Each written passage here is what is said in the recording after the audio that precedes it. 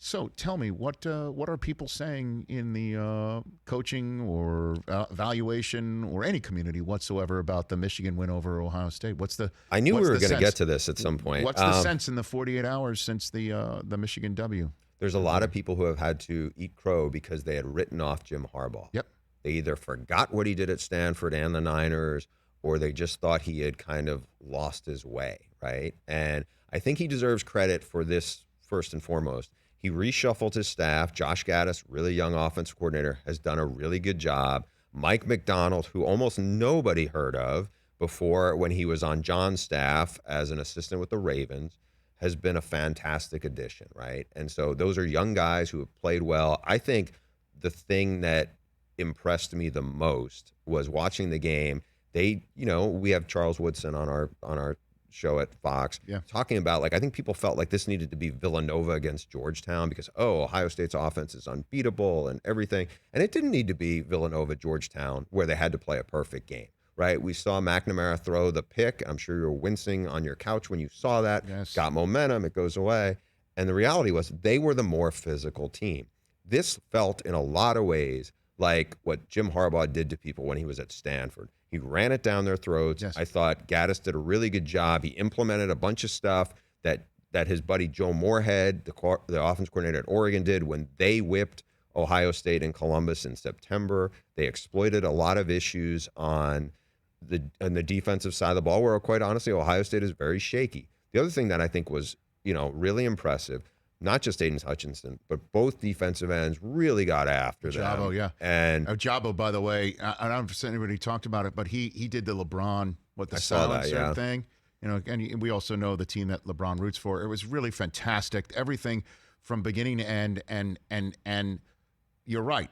I thought they did have to play a perfect game to beat Ohio State. Every mistake that was being made, I turned to my kids and I'm like, that's exactly the thing Michigan can't do. They can't interfere with somebody with a fair catch. They can't let this 3rd and 20 be converted. They can't. Every single time that did happen and they took the blow, they were the one to punch back. The third quarter, the halftime adjustments, that was Michigan's time to shine, and they did it. And this whole series lately has been, Ryan Day's got something cooked up, and Michigan can't adjust because they only know one way to do it. That wasn't the case this time around. And then by the fourth quarter, Hassan Haskins was literally setting up shop in Columbus, Ohio, and saying, who wants some of this business? I loved it, man. I loved every second of it. Yeah, I'm sure. Like, this was a vintage Harbaugh game.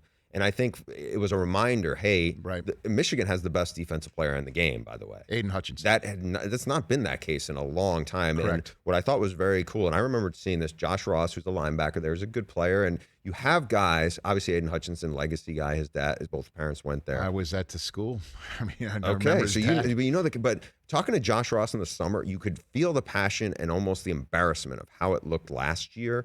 And I think what you had was some real leaders inside the locker room who deserve a lot of credit for how they responded and what it means to them. And I thought that was really cool.